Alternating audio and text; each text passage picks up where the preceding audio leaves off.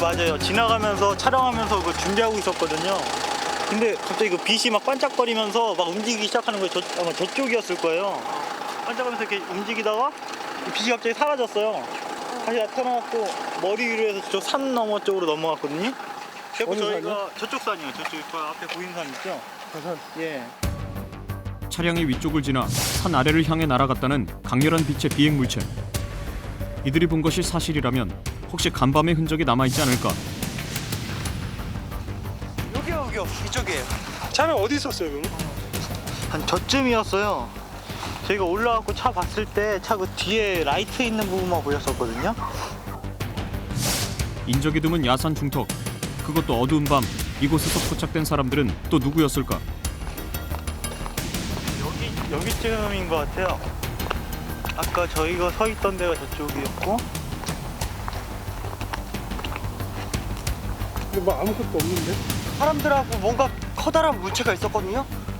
근데 발자국도 없고. 분명히 이 자리가 맞는데. 하지만 떨어졌다던 커다란 물체는 물론 그걸 옮겼다는 사람들의 발자국까지 현장에는 그 어떤 흔적들도 남아있지 않았다.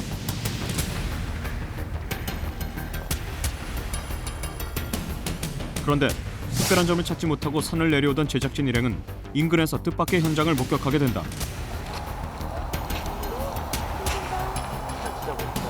무슨 일이에요? 사람 다 죽었어요. 우마, 저봐. 불에 그을린 듯 처참하게 발견된 사체 한 구. 제보 동영상이 촬영된 지난 밤에 벌어진 듯한 또 하나의 사건이었다. 도대체 이곳에서는 어떤 일이 있었던 것일까? TV에서 나는데요. 혹시 살인 사건인가요? 예, 아직 나온 거 없어요 아무것도. 일단 저로 가세요. 이따가 다시 발표할 테니까. 아, 범죄끼리 쿵짝하더니 와서 보니까 이 사람이 죽었네. 타는 건가 봐. 혹시 어제 무슨 뭐 보셨어요? 아, 이 집사람가 마당에서 이렇게 고구마 썰다가 네. 뭐 하늘 보니까 물차가 확 날아가더라고. 지나가더라고. 네. 그러다 보니 급한데 이렇게 이 사람이 죽었네 이렇게. 없어. 제보자들과 마찬가지로 전날 밤 하늘에서 뭔가를 봤다는 마을 사람들. 그때 사망자의 것으로 보이는 신분증이 발견됐다. 이 동네 사람인가? 아닌데. 연고지도 아닌 낯선 동네. 그것도 많은 사람들이 이상한 비행 물체를 봤다는 바로 그날 한 청년이 이곳에서 처참하게 죽어간 것은 단지 우연이었을까?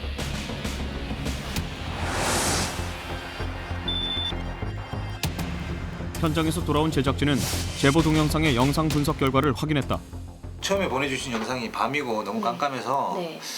제가 화질을 좀 높이고 그리고 노이즈를 좀 줄여가지고 확대를 해보니까 네. 지금 이렇게 이렇게 나오더라고요. 나오고요. 네. 예. 윤곽선 같은 걸 보거나 제가 전문가적으로 봤을 때는 이게 합성은 아닌 것 같습니다.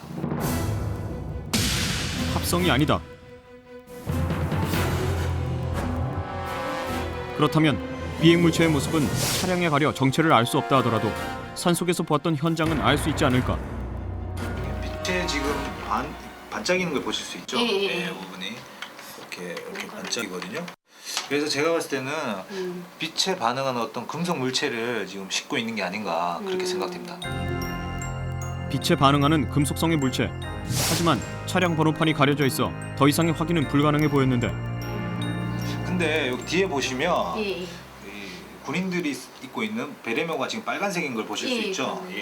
그래서 제가 알아봤는데 빨간색 베레모 같은 경우는 CCT나 레스큐 같은 그런 공군 특전사 부대에서 사용한다 그러더라고요. 공군 특전사 부대 군인들로 보이는 사람들.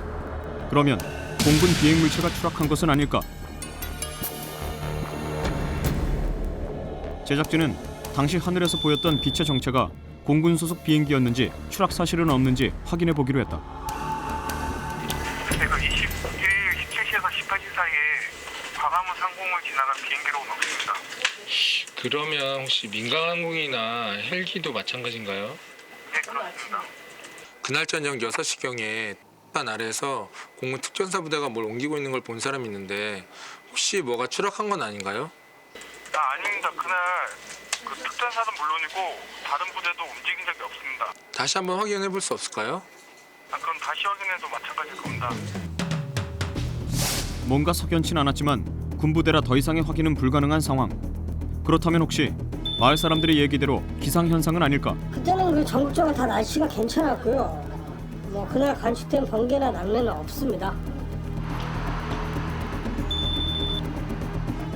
제작진은 마지막으로 제보자들이 얘기했던 UFO의 가능성을 알아보기로 하고 국내 UFO 분석가에게 동영상 분석을 의뢰했다.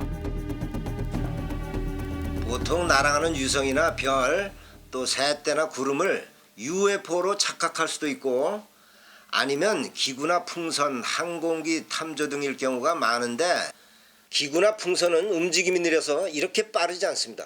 정확한 화면이 안 잡혀서 알 수 없지만 비행 속도나 밝기 등으로 볼 때 UFO일 가능성이 높아요. 최 부장, 그 뮤폰 자료 좀 가져와봐. 네. 이런 자료를 봤을 때 여러 정황과 움직임으로 볼 때 UFO일 가능성이 높다는 얘기. 실제로 범세계 UFO 네트워크인 뮤폰에서 제시하고 있는 자료들을 보면 세계 각국에서 목격된 UFO 추정 비행 물체의 모습에서 형태나 움직임 등의 공통점이 많다는 걸 확인할 수 있었다. 과연 제보자들이 촬영한 비행 물체도 UFO로 볼 수 있을까? 그런데 며칠 뒤 UFO를 주장하는 또 하나의 동영상이 제작팀 앞으로 제보됐다. 이번에는 대낮에, 그것도 서울 하늘에서 촬영된 UFO라는데 첫 번째 제보 영상에서 보였던 비행 물체와는 좀 다른 모습이었다. 더구나 목격자가 많아 각종 언론에 보도되기 시작하면서 갖가지 추측과 의견이 쏟아져 나오는 가운데 사람들의 관심이 집중됐다. 지난주 수요일 오후 6시 17분부터 1분여 동안 미확인 비행물체 UFO가 카메라에 잡혔습니다. 잔뜩 흐린 하늘을 배경으로 은백색의 밝은 빛을 내뿜고 있습니다. 순식간에 화제가 된 UFO 동영상. 혹시 첫 번째 제보 영상에 나타난 비행 물체와는 어떤 연관성이 없는 것일까? 제작진은 두 번째 동영상을 제보한 고등학생들을 만나보기로 했다. 어떻게 된 거예요? 제가 저기 가게 보이시죠? 네, 저기 서 있었거든요. 근데 사람들이 뭐 떴다고 막 하늘을 보면서 뭐라 하는 거예요. 그래서 제가 바로 핸드폰 열고 바로 찍기 시작했죠. 화질은 별로 안 좋던데요? 아 근데 제가 그거 너무 긴박하게 찍어가지고 좀 안 좋게 나왔어요. 근데 이 친구가 사진을 찍은 게 있거든요. 아, 사진이요? 네, 훨씬 더 잘 나왔어요. 여기요. 아, 이건가요? 네. 동영상을 촬영한 바로 그 현장에서 찍은 스틸 사진. 고감도 망원 렌즈로 촬영했다는 사진 속에는 동영상보다 훨씬 더 선명한 비행 물체의 모습이 담겨 있었다. 저희가 볼 때랑 좀 화질이 좀 다른 것 같은데 어떻게 디카로 찍은 거예요? 아니요. 이거 필름 수동 카메라로 찍었는데요. 네. 얘가 사진에 관심이 많거든요. 근데 제가 막 휴대폰을 찍고 있을 때 화장실 갔다 온 줄 알았는데 어느새 옆에 와가지고 사진기를 찍고 있더라고요. 근데 잘 안 나올 줄 알았는데 이렇게 잘 나와가지고 제보해드린 거예요. 서울 시내 한복판에 나타난 미확인 비행 물체. 제보자가 촬영한 수동 카메라는 셔터 속도 250분의 1초로 초당 서너 장이 연속 촬영되는 사진 중 단 한 장에만 포착됐다고 한다. 더구나 이번 목격담은 주변에서도 쉽게 들을 수 있었는데 아, 봤지. 사람들이 떠들기에 나도 나가서 하늘 이렇게 쳐다봤는데 뭐가 둥둥 떠다지더라고. 그랬더니 조금 있으니까 사라지고 없어. 잇따른 괴 비행 물체의 출현과 사람들의 목격담. 갑작스런 UFO의 출현들이 단순한 우연인지 아니면 뭔가를 예고하고 있는 것인지 혼란스러운 상황이었다. 그런데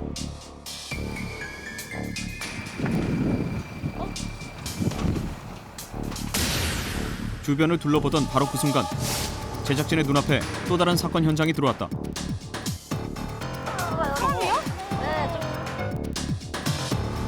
UFO가 나타났다는 장소에서 얼마 떨어져 있지 않은 후미진 골목. 그곳에서 또다시 발견된 불에 탄 사체가 발견된 것이다. 첫 번째 제보 동영상을 확인하러 갔을 때와 똑같은 상황. 놀라운 건 그뿐만이 아니었다. 선배님, 저 문양. 그때 그 문양 아니에요? 뭐? 손바닥에 있는 문양. 피해자의 손바닥에 보이는 낯선 문양의 상처. 그리고 공교롭게도 UFO가 출현했다는 날 발생한 살인사건. 우연이라 하기엔 공통점이 너무나 많았다.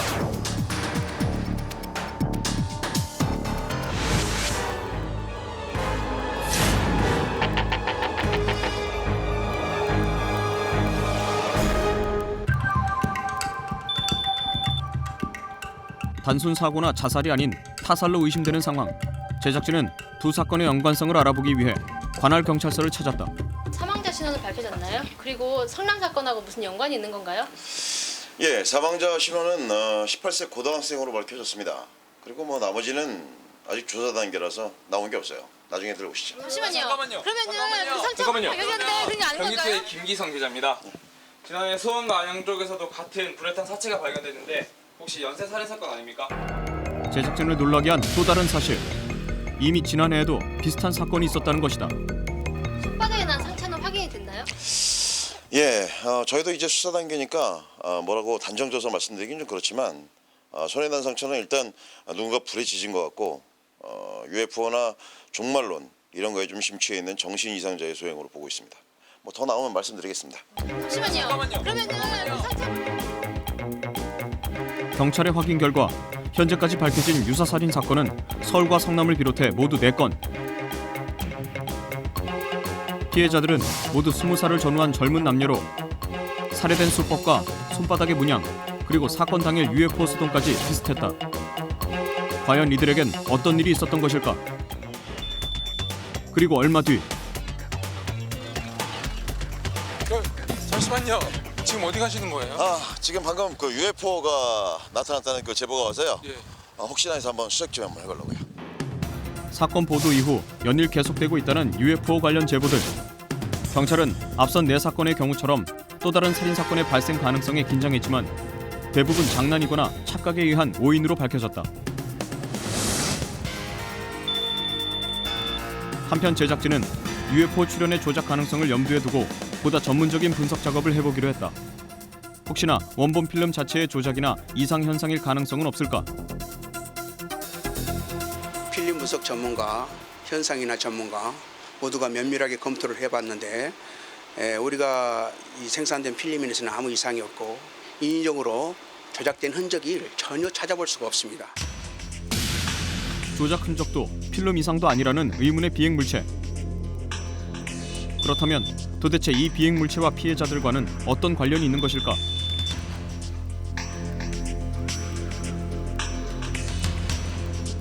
제작진은 직접 현장을 목격했던 성남 피해자의 집을 시작으로 피해자들의 주변 취재를 시작했다. 실례지만 혹시 재현 학생이 UFO나 이런 데 관심이 많았었나요? 아니에요. 제가 심장이 약한 거를 좀 닮아서 무서운 것도 물론 전혀 그런 데 관심 들 애가 아니었다고요. 그런데 사람들이 자꾸 이상한 소리들 말해서 날 때부터 몸이 약해가지고 그렇게 애를 먹이더니 아이고 불쌍한 내 손녀 녀석 좀 그렇게 임신이 안 돼 겨우 인공수정해서 그렇게 해서 얻은 녀석인데 아이고. 다른 아이들보다 좀 약하긴 했지만 평범했던 20살 청년. 그에게서는 UFO는 물론 다른 피해자들과의 어떤 연관성도 찾을 수 없었다. 하지만 4번째 피해자 집을 찾은 제작진은 그곳에서 뜻밖의 실마리를 찾게 된다. 아무도 없어? 네. 실례합니다. 혹시 태안이네 집이 맞나요, 이 집이? 맞아. 어제도 오늘 아침에도 경찰들이 왔다 갔는데 그 집에 가도 아무도 없어요. 애 엄마 탈진해서 병원 갔는데. 아유, 안 그렇겠어.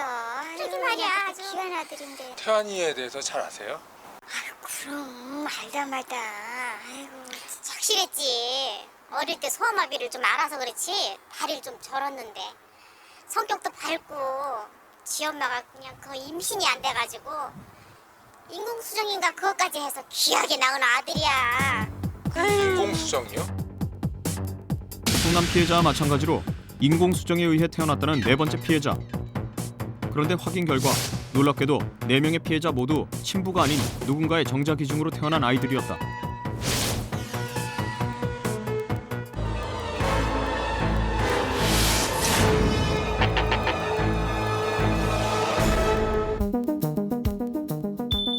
혹시 정자기증이라는 공통점이 사건을 푸는 열쇠가 될 수 있을까? 우리는 피해자 부모들의 동의를 얻어 그들이 다녔다는 산부인과 병원에서 단서를 찾아보기로 했다.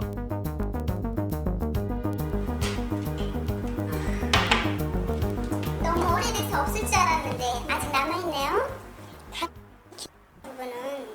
나이 무정자증이라 다른 사람 정자를 기증받아서 88년에 인공수정이 됐네요. 혹시 그러면 기증자를 알 수 있나요? 여긴 300일 정자라고 나와 있는데 자세한 건 정자은행 기록실 자료를 봐야 돼요. 그럼 기증자와 기증을 받은 사람이 서로 알 수 있나요? 아니요, 원칙적으로 서로의 신원은 가르쳐주지 않도록 되어 있습니다. 대략 20여 년 전후로 이루어진 정자 기증. 피해자들이 태어난 산부인과 병원들을 찾아 기증자들의 신원을 일일이 확인하기란 쉬운 일이 아니었다. 네, 확인해 봤는데요. 두 사람이 병원하고 시기는 다른데 기증자가 같아요. 나도 그런데? 줘봐요. 그런데 제작진을 긴장하게 한 놀라운 사실. 피해자 4명의 생물학적 아버지, 즉 정자 기증자는 단 한 사람, 정태진이라는 인물이었다. 현재로서는 사건을 풀 수 있는 유일한 연결고리, 제작진은 기록에 남아있는 그의 주소지로 향했다.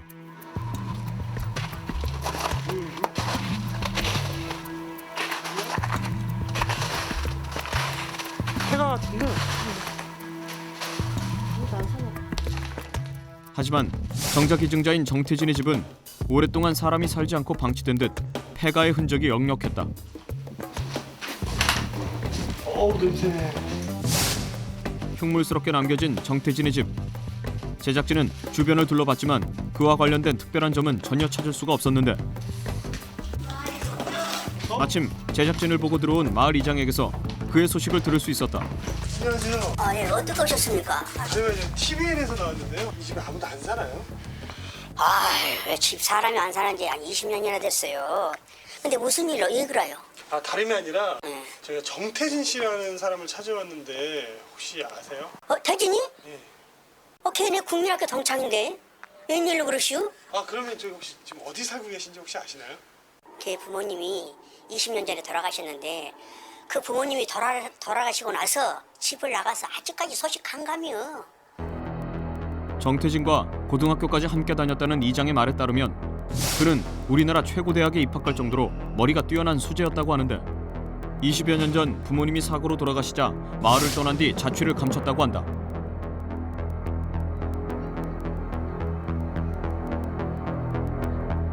그리고 이장에게서 들은 몇 개의 단서들. 마을 뒷산에 운석이 떨어진 날 태어났다는 정태진은 그 때문에 유난히 아이들의 놀림을 받아 소심한 성격이었다고 하는데 어쩐 일인지 고등학교 때 천문학에 빠진 뒤부터 공부에 열중해 천문학과에 입학까지 했다는 것이다. 태진 씨의 그 친척분들이나 그 가족분들 혹시 연락처나 뭐 이런 거 없어요? 걔 가족들이 그 부모님들이 다 이북 출신들이라 그 가족이 없을 거예요. 정태진 씨가요? 예. 혹시 그 정자 기증 같은 거 했다는 얘기 혹시 들어보신 적 있으세요? 예? 정자 기증이요? 그런 이야기는 들어본 일이 없는 것 같은데요.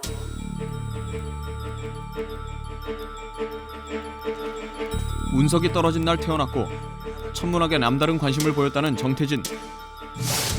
이런 사실들은 그가 역시 이번 사건과 무관하지 않음을 보여주는 증거가 아닐까.